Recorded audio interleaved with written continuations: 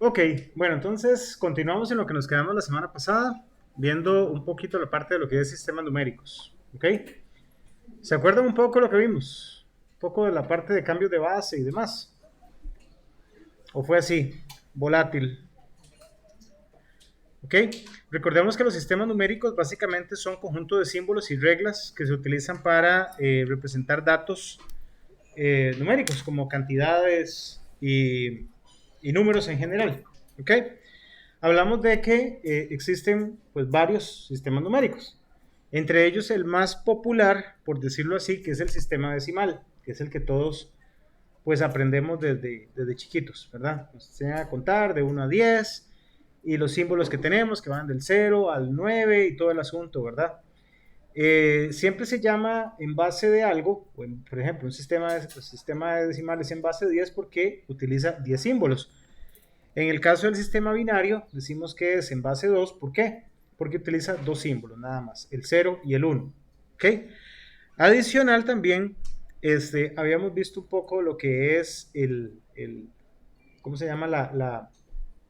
Eh, los múltiplos, por decirlo así, del bit, que básicamente un bit es un 0 o un 1, que es la representación mínima de este, la representación mínima del estado en el que puede estar un sistema digital, encendido o apagado, o sea, presencia de impulso o no presencia del mismo, ¿ok?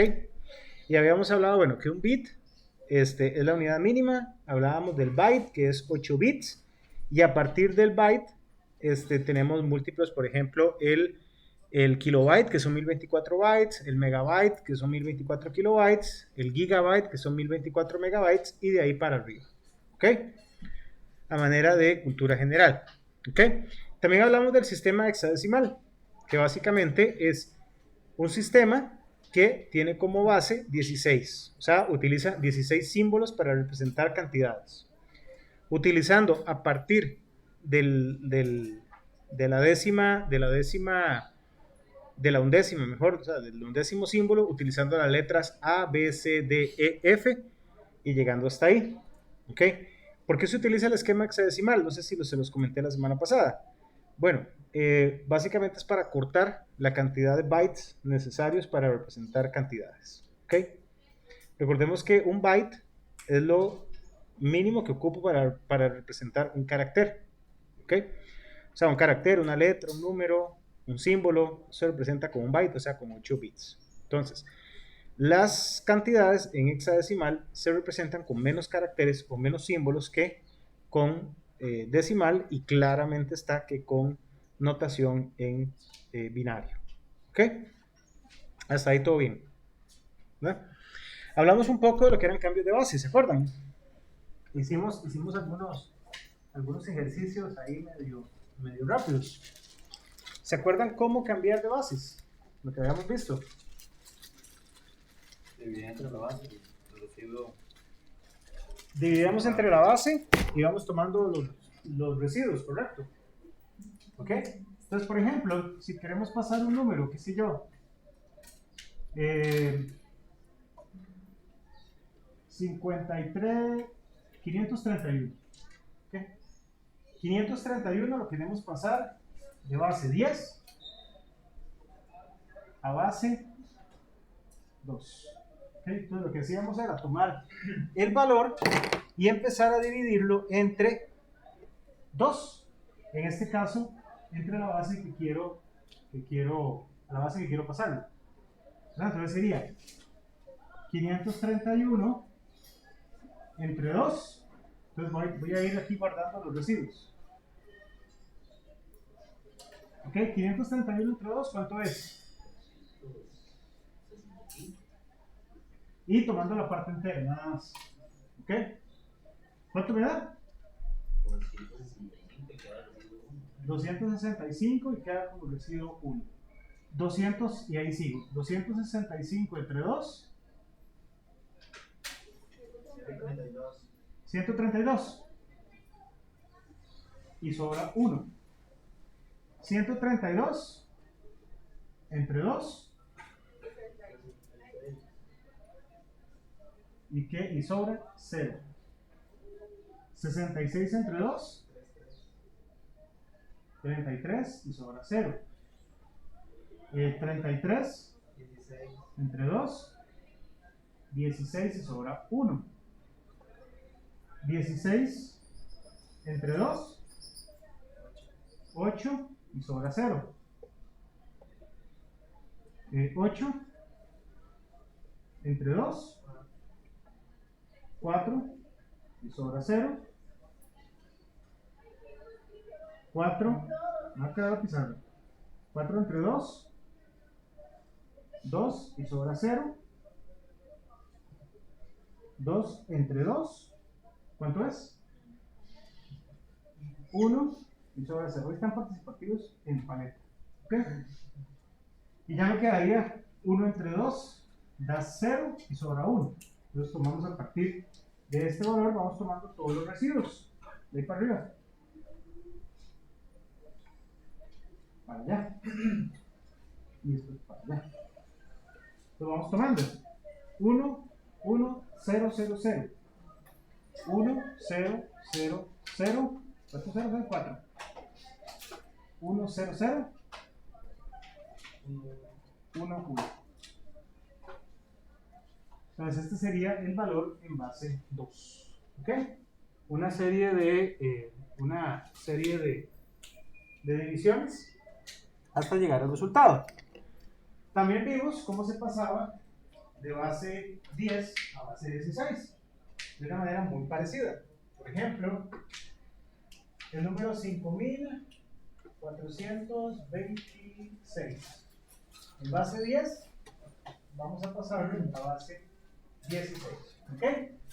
Aquí se ocupó de la ayuda de ustedes. Vamos a dividir entre la base 5426 entre 16. ¿Esto cuánto me da? Me da en la parte entera y el residuo lo multiplica por 16. No todos.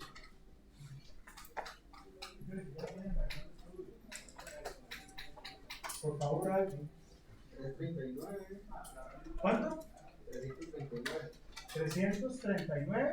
Y el residuo lo multiplico por 16. ¿Sí, señor? 2000. No, el residuo nada más. O sea, 0.2. Ahora vamos con 339 entre 16. ¿Me da cuánto? 21 y sobran. 3. Sobran 3.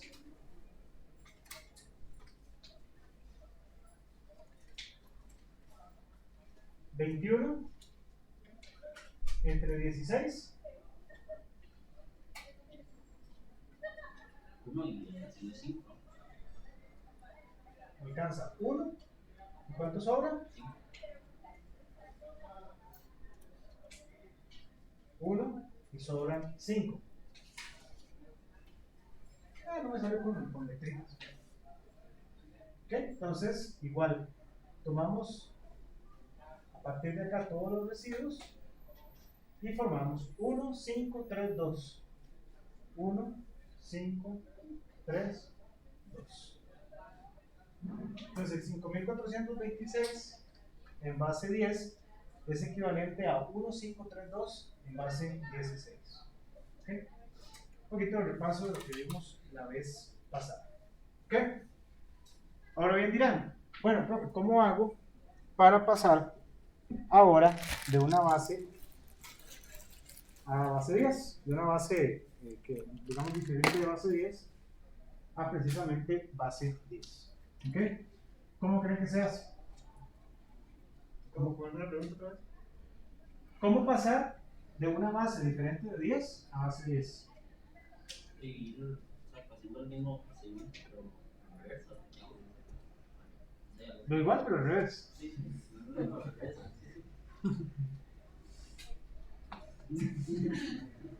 Las reglas aritméticas para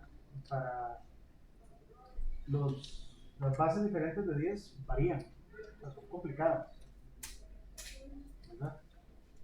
Por ejemplo, A más 5, ¿cuánto es?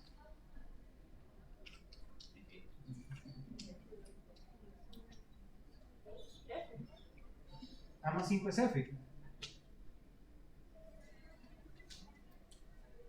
F más B es C. Complicado. Y si vamos a dividir, por ejemplo, AF1C entre 10, yo no lo haría. ¿Qué crees? Yo no lo podría hacer, no para nada. Vamos a hacerlo de la manera más sencilla. Vamos a ver si me acuerdo. Esto no me acuerdo. ¿Okay? Esto sí nos queda clarísimo, más claro, pero nada, ¿verdad? Ok, tú ya haces ese aquí. Ok. Bueno, vamos a ver si me da el entendimiento sin polvo.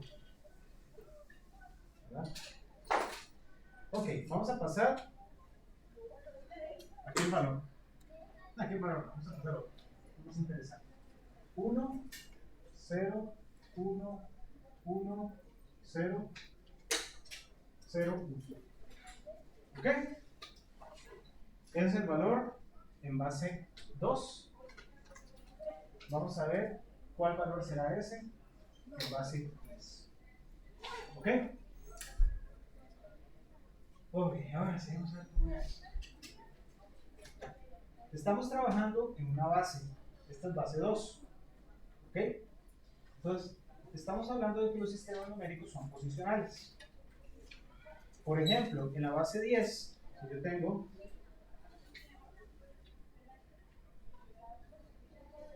este valor en base 10, si yo, por ejemplo, tomo este dato y digo, bueno, ¿cuál es el valor?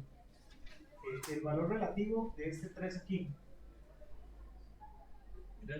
3. ¿Y el valor absoluto? 3.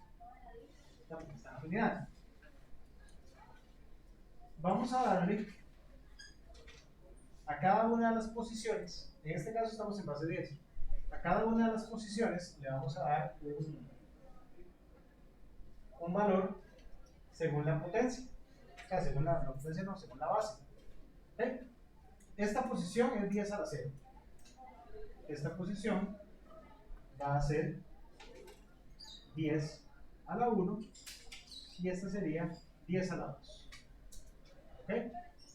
Entonces, 10 a la 0, ¿cuánto es? Todo número elevado a la 0 es 1. Todo número elevado a la 1 es el mismo. Y este es 100, ¿verdad? Podríamos decir que el 3 es, esto sería 3 por 10 a la 0 más 2 por 2 por 10 a la 1 más 1 por 10 a la 2. Esto da 3 por 1, 3. 2 por 10, 20. 1 por 100, 100. Eso sería 100 más 20 más 3 igual a 123, ¿correcto? Entonces, para hacer todos los cambios. Ok. Entonces, por aquí viene siendo algo parecido, solo que no vamos a trabajar con la base que ya conocemos, sino que vamos a trabajar con la base de la cual estamos partiendo, o sea, del número que tenemos. Entonces, en este caso en particular, vamos a tomar el número acá, tomarlo aquí para que lo más espacio. 1, 0, 1, 1, 0, 0, 1. ¿Ok? Vamos a tomarlo por la base. Entonces sería 2 a la 0, 2 a la 1, 2 a la 2, 2 a la 3, 2 a la 4, 2 a la 5 y este sería 2 a la 6. ¿Ok? Entonces Entonces, ¿qué vamos a hacer acá? Vamos a multiplicar 1 por 2 a la 0.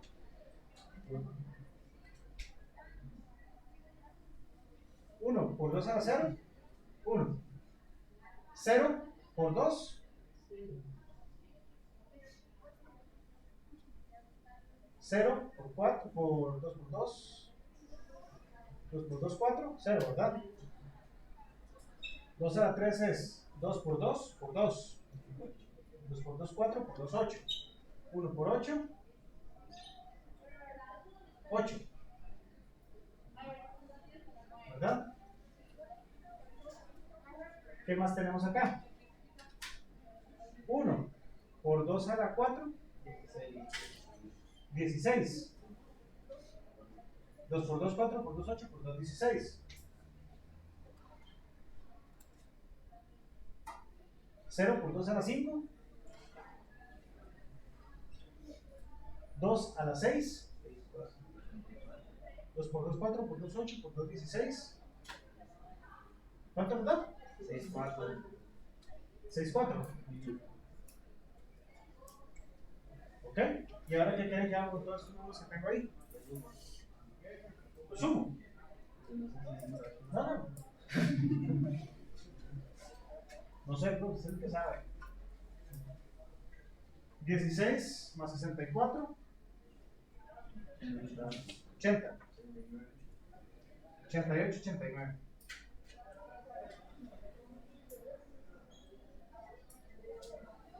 $89 en base 10. ¿Será cierto? Que quede. Vamos a ver. 89 en base 10. Vamos a ver cuánto será en base 2. A ver si es cierto. 89 entre 2. No todos, 44. Sobra 1. 44 entre 2 da 22. Y sobra 0.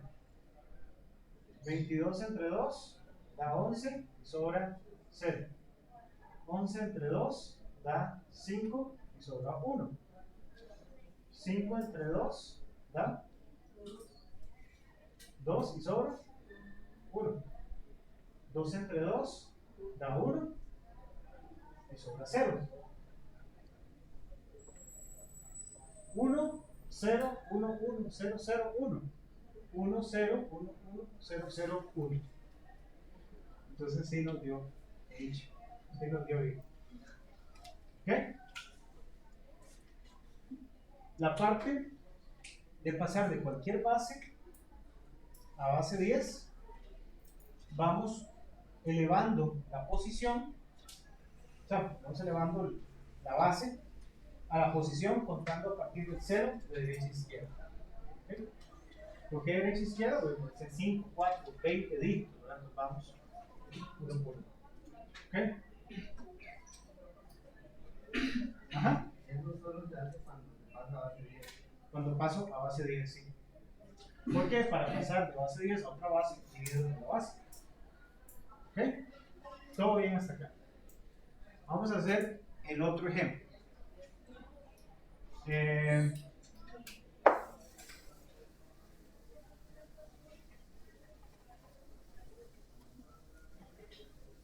Vamos a hacer otro ejemplo. Mire por aquí.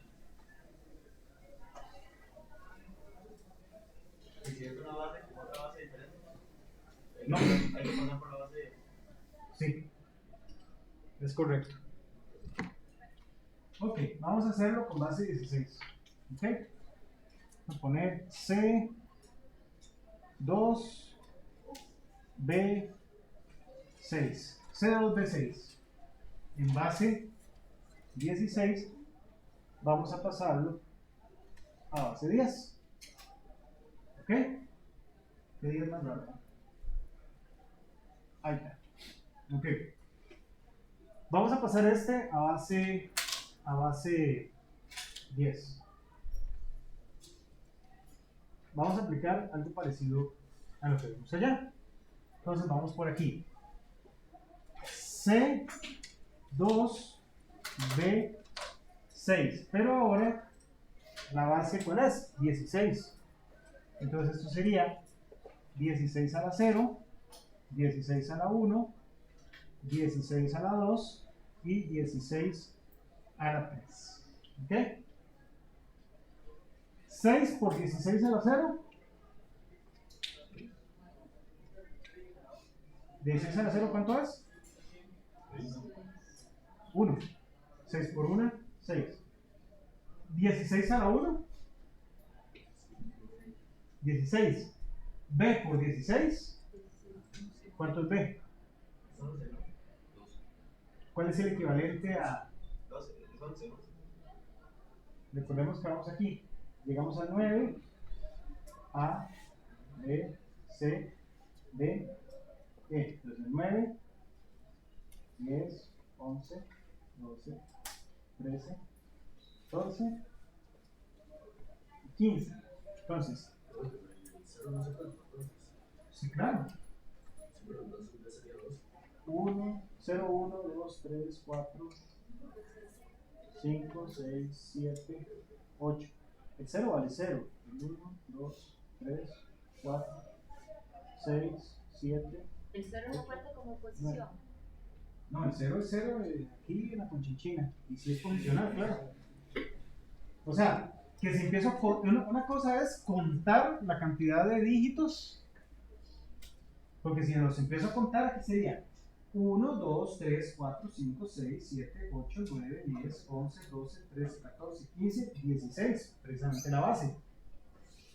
Pero en las equivalencias va así. 0 equivale a 0. 1 equivale a 1. O sea, si fueran diferentes, ahí sí se resuelve un arroz con mango y no hay aritmética que resuelva nada. Bueno, ahí sí sería un desastre. Pero esas son las equivalencias. Entonces, en este caso, B es 11. 11 por 16, 176. 16 a la 2 por 2,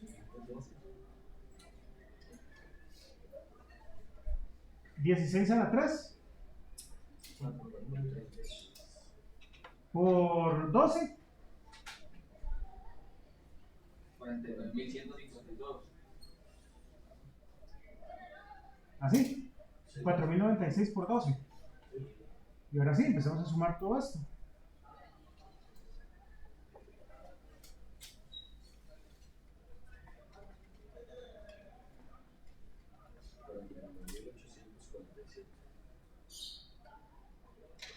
$49,897. 47.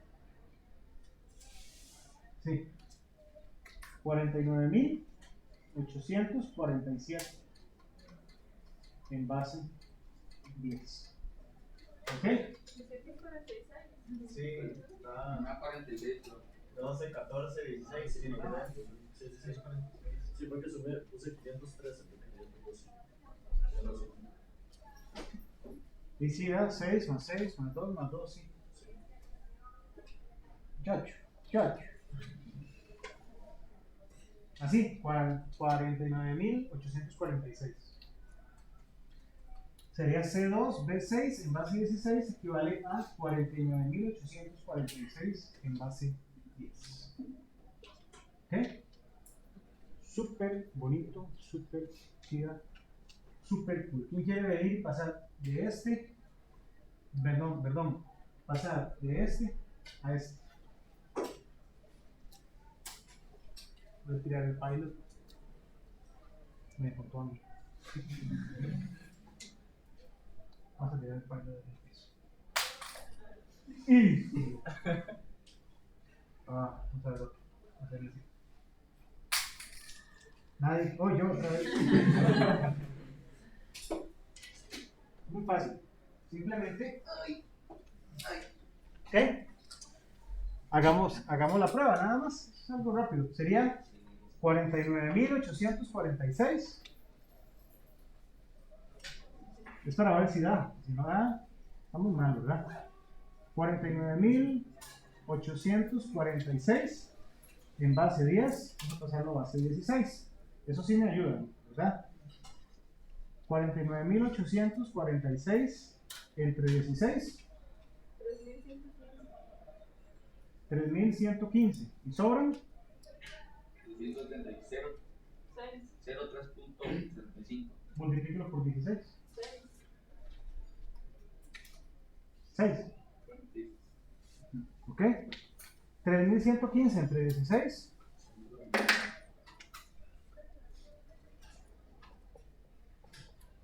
¿100? 16. Y sobran 16. No, 16 allá. Gracias. No pueden sobrar 16. ¿Cuántos sobran? 11. 194 entre 16. 12. ¿Y sobran? ¿Cuánto? 2.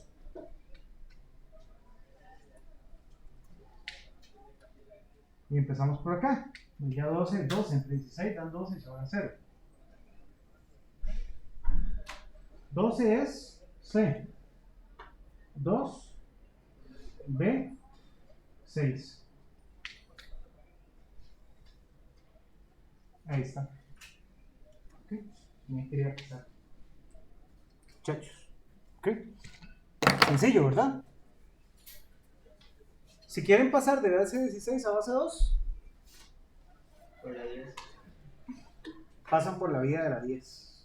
O sea, siempre que vayan a pasar o se ocupe pasar de una base a otra base que no es la 10, utilicen la base 10 como base intermedia. ¿Por qué? Porque todos sabemos sumar, restar, multiplicar y dividir en base 10, no en otras bases, que es un poquillo más sí se puede, pero es más complicado.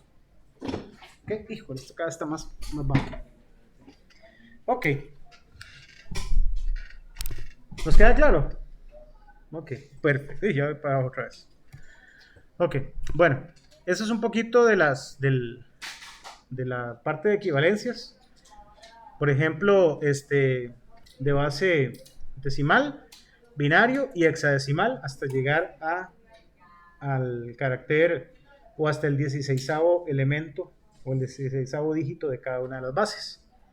Y como vemos acá, después de la F, empezamos a repetir acá. 1, 0, 2, bueno, 1, 0, 1, 1, aquí hasta 1F y luego todos estos. Dependiendo de la base, así se llaman los números. O sea, por ejemplo, el 21 en base 16 no se lee 21 en base 16, se lee 21 en base 16. ¿Okay? Porque esa nomenclatura como tal le pertenece al sistema decimal. ¿Ok? Bueno. Vamos a ver un par de temillas aquí rápidos, así como de cultura general, antes de entrarle a la maraña, que son los sistemas de codificación. ¿Han escuchado hablar de sistemas de codificación ASCII, ANSI y toda esa vaina? Bueno, básicamente existen porque son estándares, básicamente, que se implementaron. ¿Okay? ¿Por qué se implementan esos estándares? Bueno, para asignarle un código, o sea, su código binario, su código, o sea, un código como tal, un código único a cada carácter en cada arquitectura de equipos. ¿Okay? Entonces es como nace ASCII. Nace de las siglas, bueno, básicamente es un acrónimo de las siglas en inglés para American Standard Code for Information Interchange, creado en 1963. ¿Ok? Básicamente, en el año 1969, el Instituto Nacional de Estándares Internacionales, de Estándares Nacionales más bien, le cambió su nombre a ANSI, como se le conoce desde entonces. Bueno, y básicamente el código ASCII es tomar, la primera versión fueron tomar 128 caracteres, por ejemplo, la A, la B, la C, la catanga, los números del 0 al 9 y algunos caracteres de puntuación muy específicos, por ejemplo, el punto y coma, el guión y otros caracteres que sumaban 128 y asignarles un código. El 001 es la A, bueno, no es precisamente ese, pero bueno, el 001 es la A, el 002 es la B y así. ¿no? Y de esa manera poder intercambiar información de manera estandarizada entre diferentes arquitecturas en general. Bueno, entonces el código o el sistema de codificación ASCII básicamente es una correspondencia de un código con los respectivos caracteres. ¿Ok? Los primeros fueron 128, o sea, los primeros 128 caracteres. Después se dieron cuenta que pues hacía falta más, ¿verdad?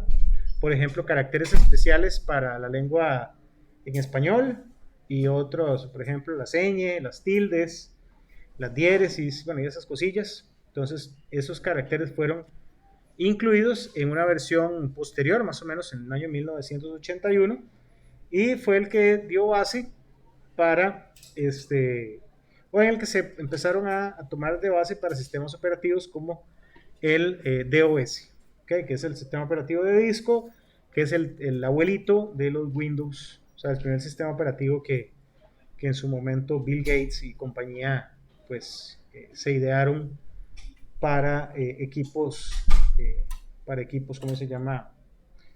De hogar, por decirlo así, entre comillas, ¿ok? Por el otro lado, al ser al frente estaba Steve Jobs, ya con muchos, Steve Jobs, Wozniak y un poco gente ahí loca de Apple, un poquito adelantados con ya interfaces más gráficas y demás, pero también basaron su codificación en los estándares como tal. O sea, al ser un estándar, entonces, pues, debía ser de acatamiento. Pero no nos salgamos de esto. Al final de cuentas, los códigos ASCII son una tablita en la cual tenemos un carácter y su respectivo código para que sea entendible por las partes que se hablen, o sea, que comprendan ese estándar como tal. Ok. Unicode como tal viene siendo un sistema estándar de caracteres que se creó a partir de un fácil manejo de la visualización y transmisión de información, básicamente.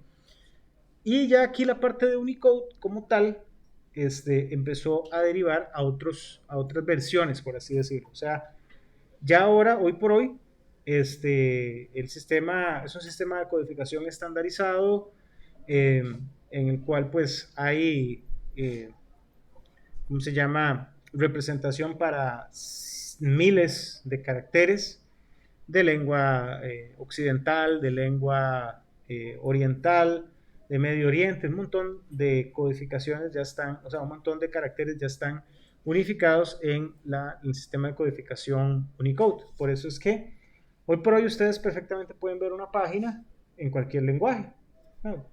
Y eventualmente ahí Google, bueno, Chrome o lo que sea, les puede decir, ¿quieren que le traduzca esta página?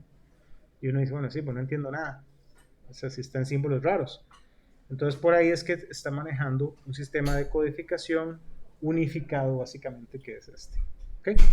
Entonces un poco como quien dice de cultura general informática, ¿verdad? Para que sepan cómo es que las comunicaciones se pueden eventualmente estandarizar.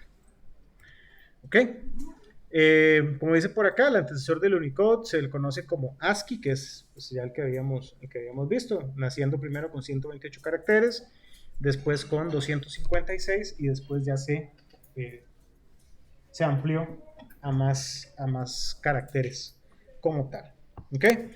Este estándar, el Unicode, es sostenido o es sustentado por el UTC, siglas del Unicode Technical Committee, integrado por un consorcio Unicode, que es una organización de las cuales grandes productoras de tecnología, como lo es Apple, Microsoft, Google, Yahoo, Adobe, SAP, Oracle, Microsoft, etcétera, están adscritos y eventualmente utilizan ese mismo estándar para la codificación de sus equipos, por decirlo así. ¿Ok? ¿Todo claro hasta ahorita? Más claro ni un vaso de agua. Ok. Bueno, hasta aquí la parte, por así decirlo, introductoria. Ok, un poquito de parte de cultura general. Antes de empezar a ver ahora sí lo que nos atañe, empezar a chorrear código como locos. No, empezar a pensar de manera sistematizada para resolver problemas mediante el uso de un computador, o sea, codificando. Expresar los algoritmos, o sea, pensar y hacer algoritmos y expresarlos mediante código fuente, ¿no? ¿Se acuerdan que era una de las maneras de representar nuestros algoritmos? Teníamos lenguaje natural, diagramas, pseudocódigo y código fuente. Okay. Antes de entrar a chorrear código ahí a lo salvaje, enseñarnos a pensar, vamos a ver un poquito de tipos de datos. O sea, ya sabemos que al final todo se resume a ceros y unos, ¿verdad? O sea, todo, vamos a ver que todo van a ser ceros y unos, que es el único lenguaje que entiende el computador. ¿Okay? Ceros y unos nada más. Pero es importante conocer cuáles datos son los que nosotros podemos tener o podemos usar en o tenemos disponible a la hora de programar.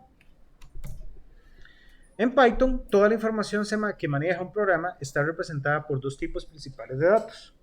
Los que vamos a llamar tipos de datos básicos o primitivos, y los llamados tipos de datos compuestos o también llamados referencias a objetos. ¿Okay?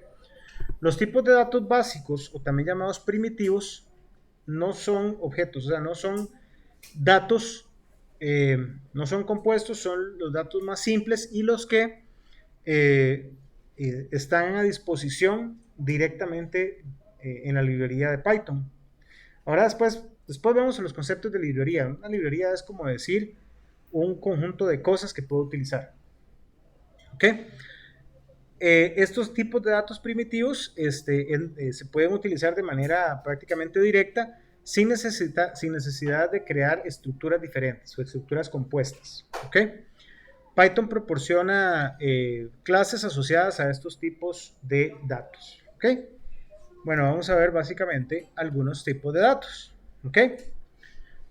Los tipos de datos primitivos en muchos lenguajes son los siguientes. El byte básicamente es un número entero con símbolo, ¿ok? Y ahí dice el tamaño en bytes, un byte, o sea, el tipo de dato byte es un carácter, un número o algo, un carácter, un número, una letra. Tenemos el short, tenemos el entero y el long. Todos estos son números enteros, ¿verdad? Con símbolo, o sea, positivos o negativos. Para los tipos de datos con decimales, ¿verdad? Los tipos de datos reales, tenemos dos tipos, los flotantes y los double, lo que llamamos float o double, que son tipos de datos con decimales. Y las letras o caracteres se llaman char, ¿verdad? Se llaman char y corresponden a un carácter como tal ya expresado en pantalla. Un punto, una coma, un más, una letra, un número, etc. Y otro tipo de datos muy interesante que también vamos a empezar a ver se llaman booleanos. ¿Okay? Estos datos se llaman así y solo pueden tener dos posibles valores, que son verdadero o falso, o true o false. ¿Okay? Se utilizan mucho en programación para indicar si algo se cumple o no, o sea, verdadero, falso, falso o verdadero. ¿Okay? En Python como tal, de todo este montón de tipos de datos, nos atañen 4. Los ints, o sea, los enteros, los flotantes, o los float, los char y los boolean. ¿Okay? Todos estos, byte, short, int y todos estos otros, si bien se interpretan, no tienen mucha cabida como tal, o sea, no lo vamos a ver en Python. De hecho, Python es un lenguaje que no se preocupa o no nos tenemos que preocupar nosotros en especificar ningún tipo de dato, sino que él automáticamente, según la interpretación de la ejecución, él asigna los tipos de datos solitos. No así pasa como en otros lenguajes, pero bueno. Hay otro tipo de dato que nos interesa también muchísimo, que son los llamados strings o también llamados cadenas de texto. ¿Okay? Los strings son letras, caracteres, mejor dicho, unidas uno después del otro. ¿Okay? Formando palabras o formando, puede ser palabras sin sentido o simplemente cadenas de texto. O sea, cadenas de caracteres. Un más con un menos, con un 3, con un 5, con lo que sea, pero siempre que sean, ¿cómo se llama? Caracteres unidos uno después del otro. Como dice por acá, los strings, o bien llamados objetos, ahorita el concepto de objeto para ustedes es como un abstracto, es como una cosa, un algo, ¿ok? Los strings o los algo de una clase llamada string se pueden crear explícitamente o implícitamente, ¿ok? Después vemos en Python cómo es que se crea, pero básicamente es un tipo de dato que no es primitivo, ¿no? Los primitivos que nos interesan son enteros, o sea, números enteros con símbolo, flotantes, que son números reales, caracteres y booleanos. Los strings no son primitivos, pero se pueden utilizar sin ninguna, ¿cómo se llama? De una manera sencilla, fácil y rápida. O sea, no hay que hacer ninguna matráfula especial, por decirlo así, en Python para poderlos utilizar. ¿Ok? Vamos a ver. Conceptos claves que vimos. Bueno, recordemos, es parte del concepto de bit-divide, múltiplos del byte, bases numéricas y los tipos de datos, los primitivos, los enteros, los floats, los char y los booleanos. Y los compuestos, referencias a objetos y el tipo especial que es el string o las cadenas de texto. ¿Ok? Perfecto. ¿Alguna duda hasta ahorita? Sí. ¿Cómo se llama un string específicamente? Básicamente es entre comillas dobles. O sea, bueno, ya vamos a programar un poquito para que vean los ambientes que vamos a usar.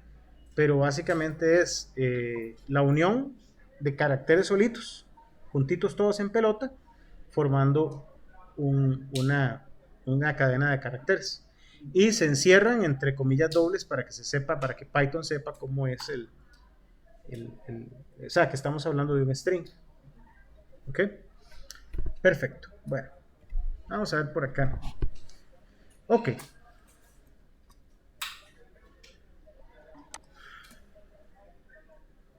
Tengo conexión, sí que dicha. Ok, bueno, vamos a hablar un poco ahorita de... Vamos a hablar un poco ahorita de un entorno de programación o un IDE. ¿Okay? Durante el curso, bueno, pues si no lo sabían, ya lo vamos a ver, vamos a aprender a programar en un lenguaje que se llama Python. Es un lenguaje muy dinámico para el aprendizaje o sea, para saber bases de programación para nosotros, en general, que no somos informáticos, ¿verdad? Yo sí soy informático, pero en general, para las personas que no son informáticos, ¿ok?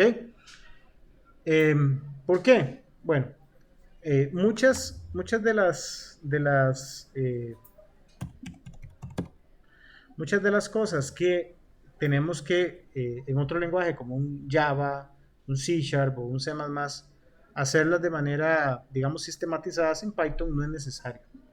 Por ejemplo, en Python no es necesario definir una clase inicial para poder arrancar un programa, sino que ahorita vamos a hacer un My First Program o el Hello World, que lo vean cómo es, lo arrancamos de manera así directa. Van a ver que prácticamente ustedes codifican, compilan y van jalando.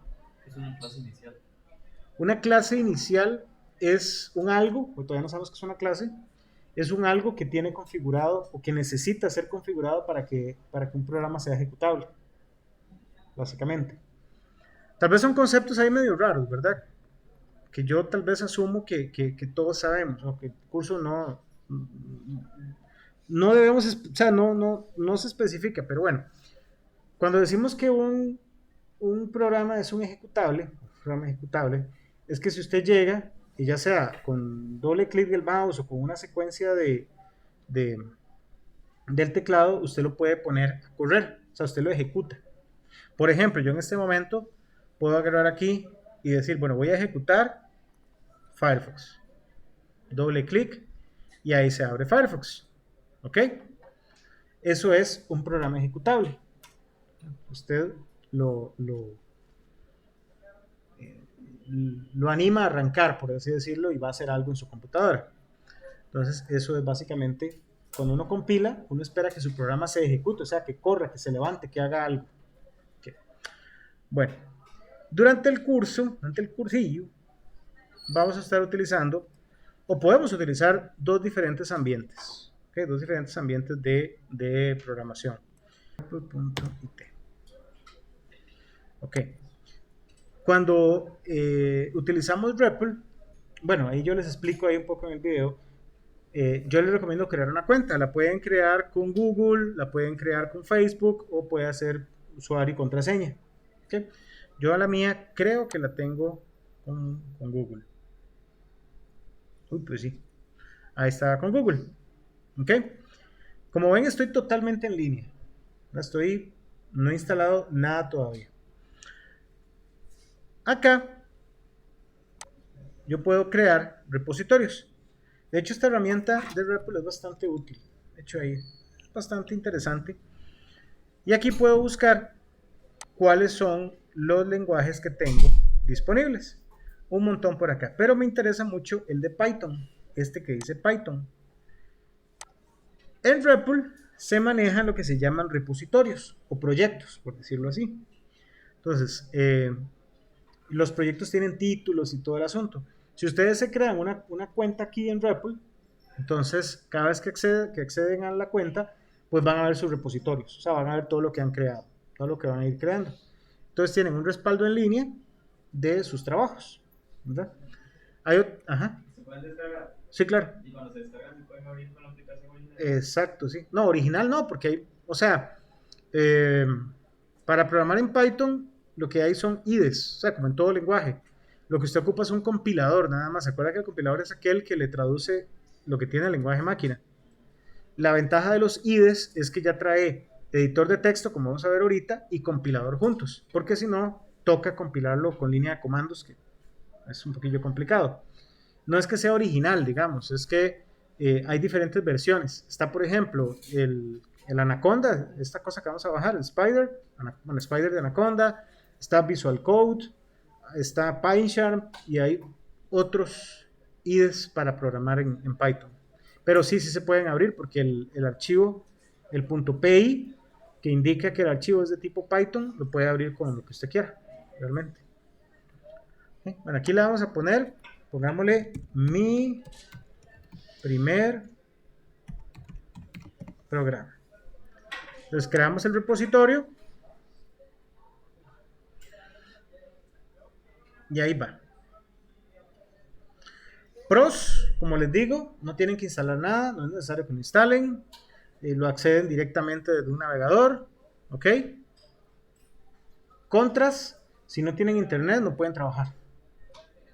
Esa pregunta. Si se va a internet en medio, él va guardando. Él va guardando, sí, cada minuto él va guardando los avances. Si en algún momento se cae la conexión o algo así, va a quedar como lo último que hicieron. ¿Ok? Él tiene como un auto guardado de manera automática, bastante bueno, bastante aceptable. Otros contras que puede pasar es que, bueno, a veces la plataforma entra en mantenimiento, pero no dura más de 10 minutos. Entonces, pero ahí cae la mala suerte de que están trabajando exactamente en el momento en donde está en mantenimiento y como siempre yo conozco, dejan todo para lo último, pues ojalá caiga a las 12, más o menos, eso pasa. Ya me ha pasado, profe, es que no sirve REPL, ya qué lindo, entonces ¿por qué lo hizo hasta ahora? Ay, pues que no podía hacerlo después. Ok, bueno, básicamente tenemos tres cosas acá. Tenemos el editor, aquí es donde ustedes se van a volver locos y van a empezar a dejar su imaginación volar y a empezar a programar así a lo salvaje, ¿ok? Ustedes se vuelven aquí locos, yo les digo, ya saben que vuélvanse locos, ese es el problema, y ataquen, ustedes atacan acá y codifican ahí, listo. Esta es la parte donde vamos a tener nuestros archivos, o sea, todo lo que es código fuente. Él automáticamente me genera el primero, el main.py, que es como el ejecutable o el principal de REPL. Y esta pantallita negra que está por acá se llama la consola. La consola es donde vemos la ejecución del código fuente. ¿Ok? Es donde lo vamos a ver. Ok, entonces como yo les dije, bueno, esto que ustedes ven aquí básicamente es nada, esto es una, ¿cómo se llama? Una sugerencia ahí que ponen ahí, nada que ver. Ok, este es el primer IDE más sencillo, se llama REPL. Entonces, como les digo, ahora que llego les coloco esos dos videos en la lista de reproducción de ustedes para que los vean y comparen si quieren uno, si quieren el otro, si quieren aquí, si quieren allá, y todo bien. Si les gusta otro IDE, que ya han tenido la oportunidad, por ejemplo, Visual Code también trae para Python y lo quieren usar, lo usan. Hay otro que se llama PyCharm, también lo pueden utilizar. Ahorita navegamos un poco para que vean las diferentes opciones que hay. ¿Ok? Bueno, entonces vamos aquí a hacer un pequeño programa ahí, algo bastante fácil. Antes de ver primitivas de codificación, es importante enseñarles su primera arma, y muy importante para mí, que se llama documentar o meterle tags a su código fuente para que entendamos qué es lo que se está haciendo en ese momento. ¿Ok? Lo que yo llamo documentación interna. Por ejemplo, aquí yo les voy a poner, este es un ejemplo de mi primer programa. Y esos tags se colocan con este simbolito, que es el símbolo de gato, el símbolo de hashtag. Eso en Python se llama documentación interna. El compilador lo va a ignorar, o sea, eso queda así, y él lo va a ignorar. Él no va a tratar de entender eso y traducírselo a la compu, o sea, traducírselo al computador, él no lo va a hacer. Que eso lo va a tener simplemente como una referencia. ¿Okay? Simplemente visualmente para la persona que lee el código fuente. ¿Ok? Y ahora sí, vamos a hacer nuestro primer programa.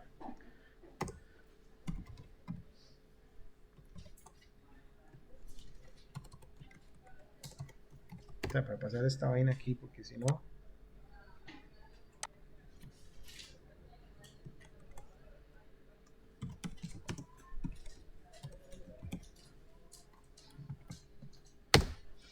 Y ahí está.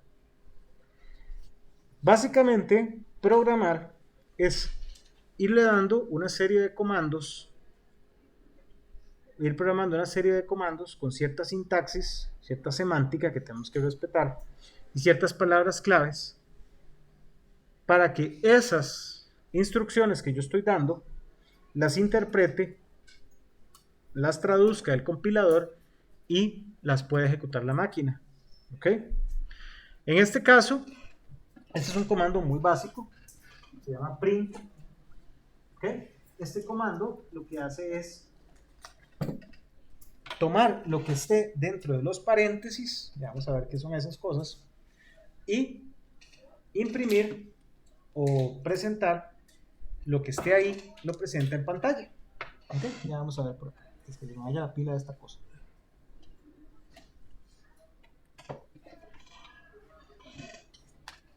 ¿Ok? ¿Qué es el shell? ¿El qué, perdón? Ah, esta cosa que está acá. Ajá.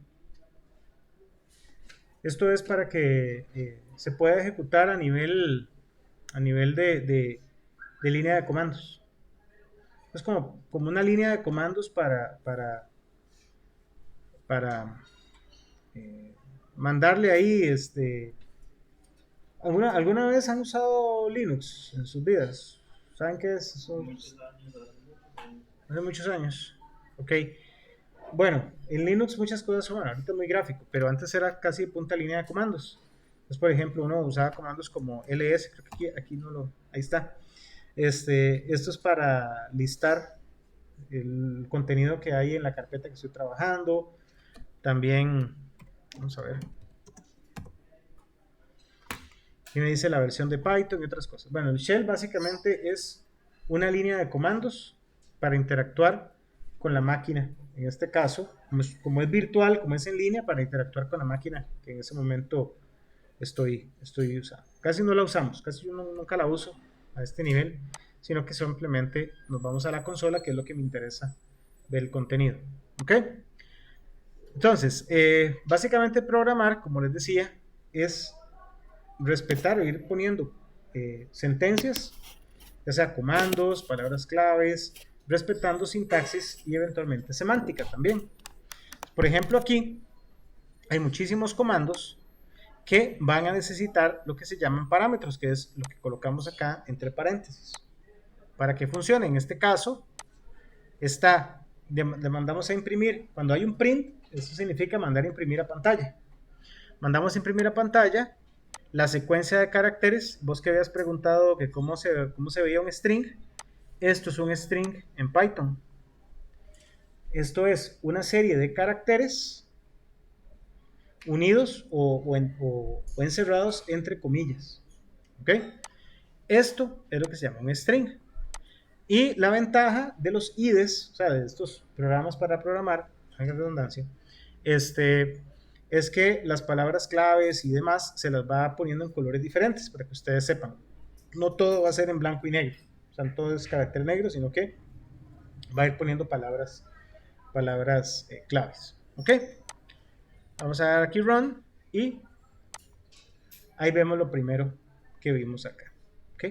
Que es nuestro hola mundo. ¿Ok?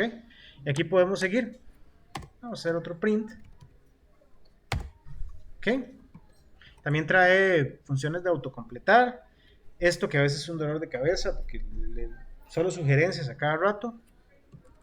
Y ponemos, este es mi primer programa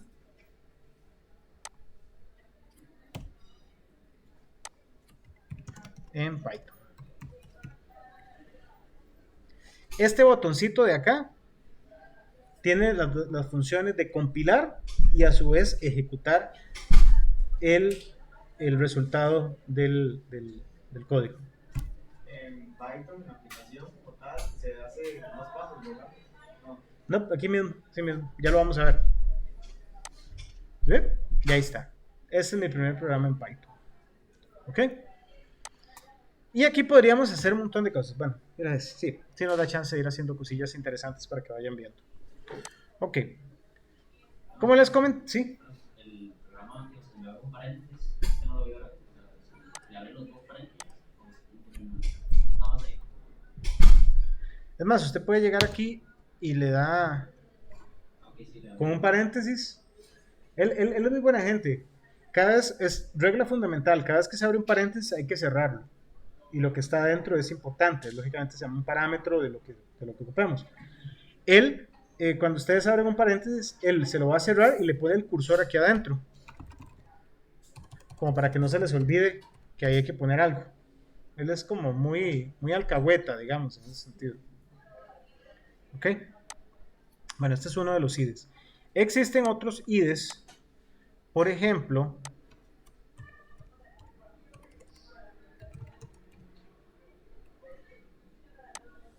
este de Anaconda.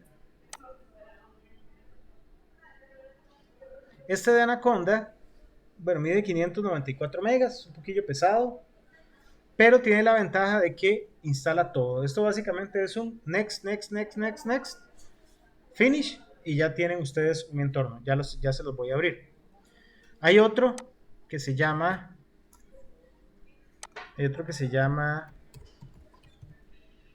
PyCharm. También sirve para programar en Python. Entonces, bueno, aquí tienen la parte de Community, hay un Professional, y aquí escogen, bueno, también con Anaconda ustedes escogen cuál sistema operativo es el que necesitan. Entonces, aquí está para Windows y adicional está Windows, Mac y Linux. ¿Ok? Aquí también Windows, Mac o Linux. ¿Ok? Entonces, en este caso, descargan este otro, y hay otro que se llama Visual Code. Lo que pasa es que en Visual Code hay que hacer muchas cosas manuales, entonces no lo recomiendo tanto. Estos dos lo instalan de tajo y golpe. ¿Ok? Bueno, uno le da aquí Download, chucuchum, baja, Next, Next, Next, Next, Next, Next, chucuchum, y se van a topar algo como esto. Les va a instalar una cosilla aquí, se llama Anaconda, y van aquí a él que dice Navigator. Si tienen compus, vamos a decir, relativamente rápidos, pues todo bien. Pero si la computadora no es así como o sea, entre sus virtudes no está la rapidez, entonces sí les puede ser tal vez un pequeño olorcillo de cabeza si no es así como muy rápida, ¿verdad? Este es el entorno de Anaconda. Y ahí viene todo lo que instala esta cosa. ¿Okay? De momento nos interesa este, que dice Spider. ¿Okay? Le damos lanzar, le damos ejecutar. ¿Ok?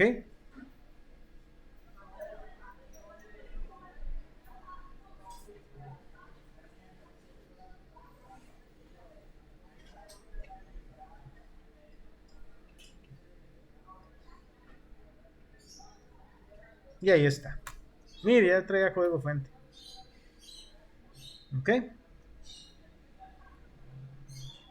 Y ahí está. ¿Ok? Ay, qué bonito. Después lo instalo. ¿Ok? Y aquí también tenemos un entorno para programar. Aquí me pone una documentación. Le decimos, bueno, muchas gracias. No quiero esa documentación. Como decía, no quiero. Oh. Ok. Ya está. Y ahí empezamos a darle al código fuente. Lo que tenemos por acá es la consola. Esto que está aquí, lo que en esta pantalla estábamos viendo como en negro. Aquí lo vemos. Pero tengo una máquina virtual. ¿Sí? Aquí lo vemos aquí. Ajá. Esta máquina virtual usted lo usa para que lo ejecute más rápido, no es necesario. No, es porque me aparece instalarlo en la máquina mía normal. No, y es que esta máquina, a veces se me mete el chamuco y la reseteo o algo así, entonces únicamente lo que hago es montar la máquina virtual y ya. La tengo full configurada la máquina virtual con cosas. Ok. Vamos a ver por acá. Me había preguntado el compañero que si eso se podía descargar. Yo le dije que sí. Acá, digamos que este es mi archivillo. Uno le da aquí download. Y ahí lo descarga. Ese es un archivo .python.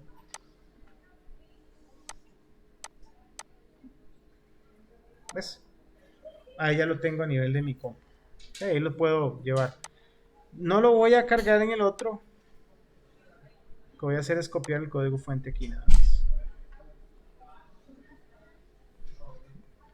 ¿Ok? Y aquí en Spider es muy parecido al otro. Lo único es que aquí hay más cosas. ¿Ven? Aquí está el abrir. Perdón, aquí está el new file. Aquí está el open, el save all, el run. Si le damos run, aquí vamos a ver el resultado de la compilación. ¿Ok? Aquí está lo mismo. Esta es mi consola. ¿Verdad? Esta es mi consola y aquí voy a ver el resultado que vaya haciendo. Y ahí voy viendo. La ventaja de este es que ahí voy viendo, ven, me va manteniendo como un historial de todo lo que he ejecutado. Y ahí lo voy viendo. Entonces, esos dos son los IDEs que vamos a estar utilizando. En el laboratorio tenemos acceso a internet para el REPL o eventualmente también creo que está instalado Anaconda. Entonces, el jueves vamos a ver eso. Ok. Bueno, programar, bueno, básicamente tenemos que conocer conceptos y un montón de cosas, que es lo que vamos a empezar a ver a partir de ya, a partir de este momento. Habíamos hablado, de lo primero que vimos fue de los tipos de datos. ¿Se acuerdan? Yo les dije que existen tipos de datos primitivos y compuestos. Y hablamos de que los primitivos teníamos, por ejemplo, ints, floats, chars y booleanos. ¿Okay? Vamos a hacer unos ejemplos. Ok. Antes de hacer los ejemplos, hay un concepto que quiero que aprendamos, que es el concepto de variable. ¿Okay? ¿Qué es una variable? Una variable básicamente es un espacio en memoria que nosotros pedimos, ¿verdad?, explícitamente en el programa, con el fin de almacenar información, almacenar algo en memoria. ¿Ok? Esas variables van a tener un tipo de dato, que precisamente es o entero, o flotante, o carácter, o booleano, o string. ¿Ok? En Python, los tipos de variables no los definimos de manera directa. O sea, en otras palabras, esto es un arroz con mango. Es importante tener control a la hora de usarlas. ¿Ok? ¿Por qué? Porque las variables adquieren o tienen su tipo dependiendo del valor que uno les asigne. Entonces imaginemos, una variable básicamente es un espacio en memoria que estoy pidiendo para depositar información, depositar y traer. ¿Ok? Entonces, una variable en Python se declara de una manera súper fácil. Por ejemplo, voy a hacer aquí una variable entera. Ahí está. Esa variable tiene en este momento un 5 y es una variable de tipo entero. ¿Ok? Es una variable de tipo entera y en ese momento tiene un 5. Esto sería ponerlo aquí.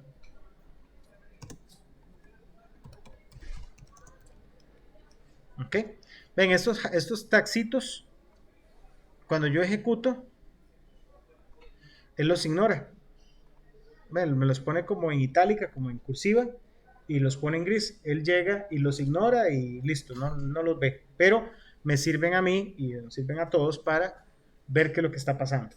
O sea, para ver qué es lo que está pasando, no, para darle una idea a la persona que lo lee para que entienda qué estamos haciendo. ¿Ok?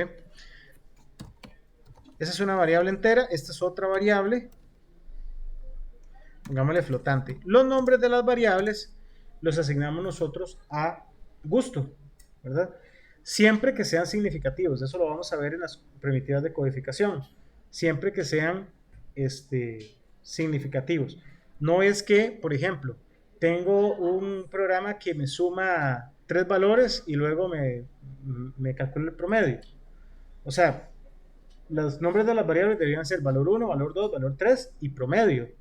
No gatico, perrito, chancho y granja.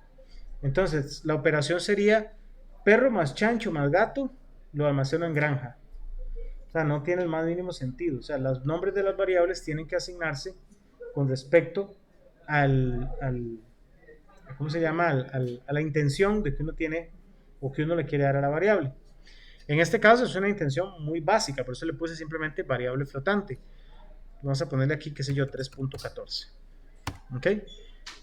Otra cosa importante, los valores, digamos, en Python, el separador de decimales es la coma. Es el punto, no la coma. ¿Ok? Por cualquier cosa. ¿Ok? Como les decía. El nombre de la variable se pone aquí. El nombre de la variable se pone ahí y después se le asigna un valor. Vamos a ver qué está pasando aquí. Eso es importante. Aquí, ese es el nombre de la variable. El igual en Python es un símbolo o es un operador para asignar, o lo que nosotros llamamos el operador de asignación. Básicamente toma lo que está a la derecha del operador, o sea, todo lo que está acá, en ese 5, y lo deposita aquí.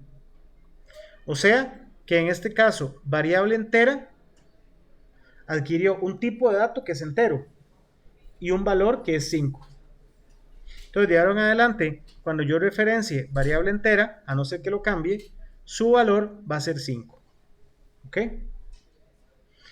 Eso quiere decir, en este caso, el igual está depositando el 3.14 aquí, donde dice variable flotante.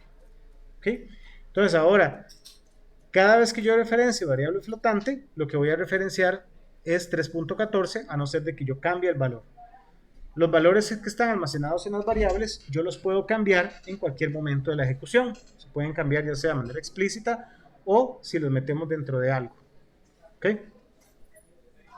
Ok. Entonces ahí tenemos una variable entera. Esta es una variable flotante. ¿Ok? Y vamos a ver lo que les decía. Voy a referenciarle aquí un toquecito aquí malvado, rápidamente. Y lo que voy a hacer es imprimir, o sea, mandar a imprimir su contenido en pantalla. Voy a tomar acá el contenido de esta variable y la vamos a pegar aquí, ¿no? Vamos a pegarlo aquí y vamos a imprimir. ¿Ven lo que imprimió? Un 5, que fue el valor que yo le asigné a esta variable. Vamos a cambiarlo aquí por un 78. 78. Importante, no sé si lo notaron, él va leyendo el código línea por línea y va en orden. Hasta que ya no quede nada más que interpretar, él termina la ejecución y se cerró. ¿Ok? Como ven acá, vean. Ejecuto, termina y cierra. Esto es algo rapidísimo. Ajá. O sea, si ponemos la variable entera por abajo de print variable entera, se cae. Aquí, por ejemplo, que haga esto.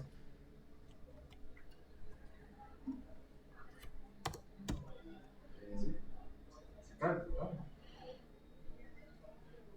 Me da un bonito error. Estos se llaman errores de sintaxis.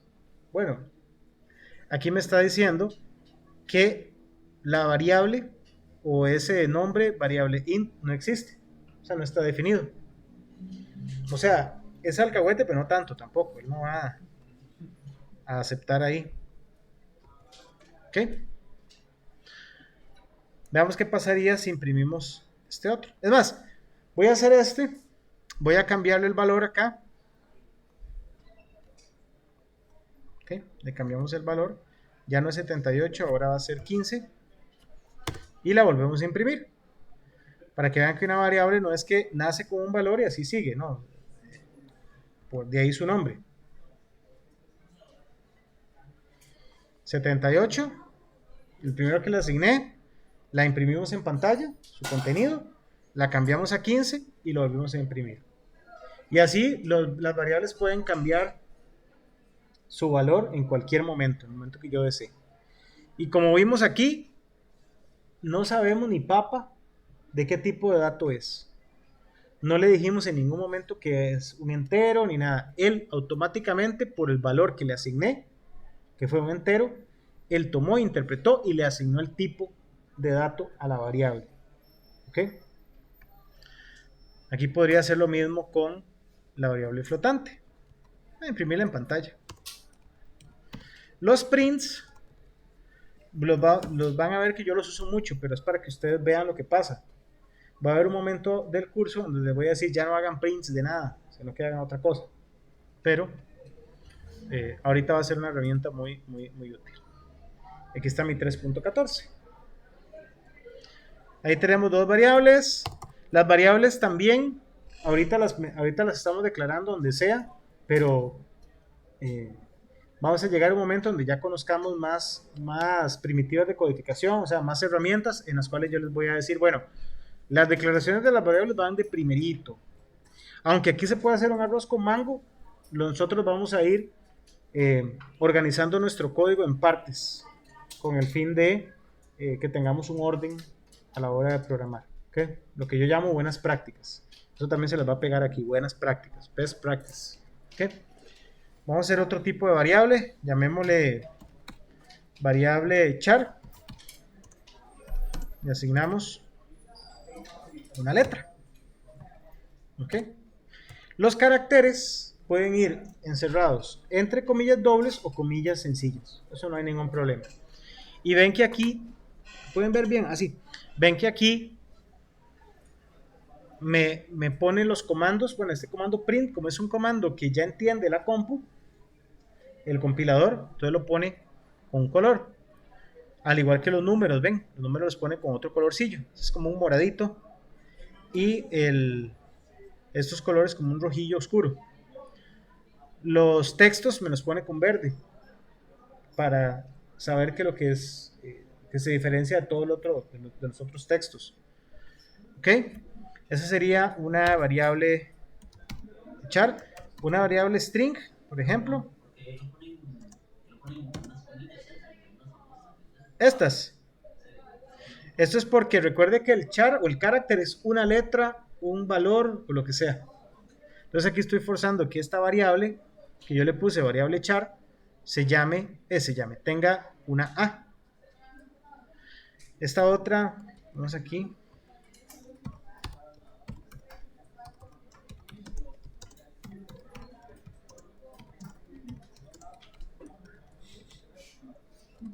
El char solo es un valor.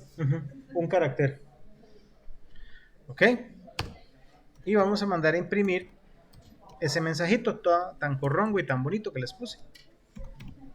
Profe, ¿por qué arriba puso variable, abajo puso solo var? Puede ser el nombre que yo quiera. Eso es lo que yo les decía, que tienen que ser nombres significativos, porque ustedes son los que mandan en el nombre de las variables.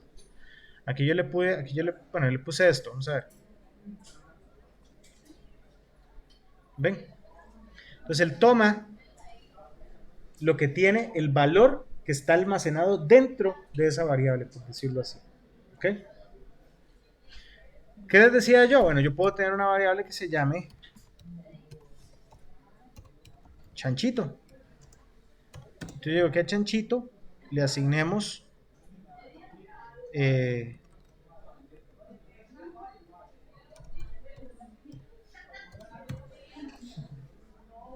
no tiene el más mínimo sentido, pero es que nosotros le podemos dar el nombre que queramos a las variables.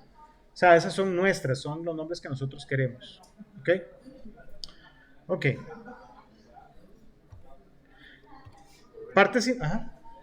¿No es necesario poner el tipo de dato entonces? No, en Python no. En Python él sabe automáticamente cuál dato es. Es más, les voy a enseñar una cosa, pero nunca lo hagan. Este string, es más, vamos aquí una cosa. Vamos aquí, chancho, es una variable muy chancha. Le asignamos 45. Aquí ahora chancho, le asignamos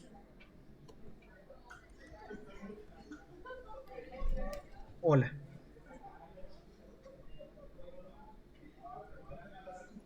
No dio un solo error.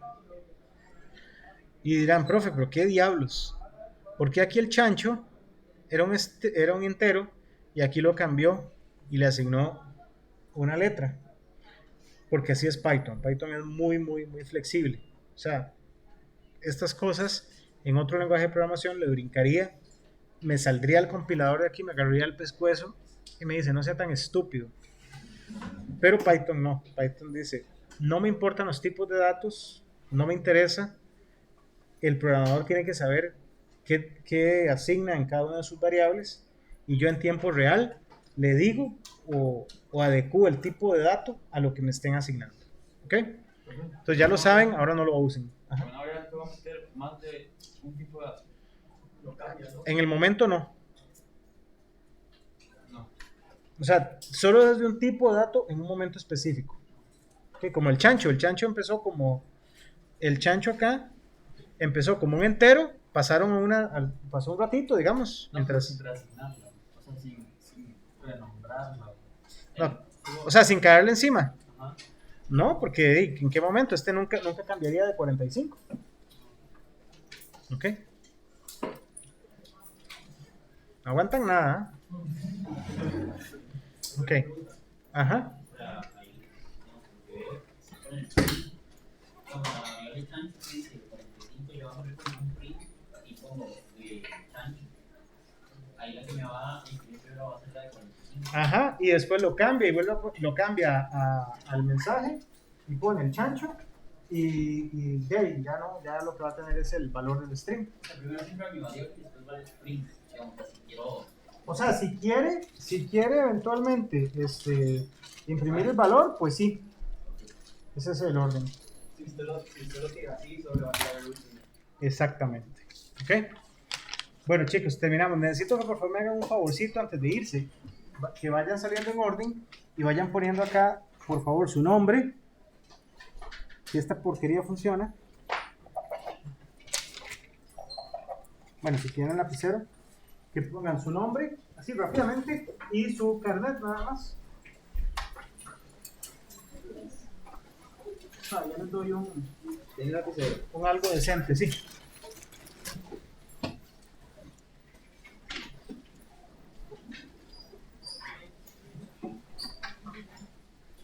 Este jueves sí tenemos laboratorio.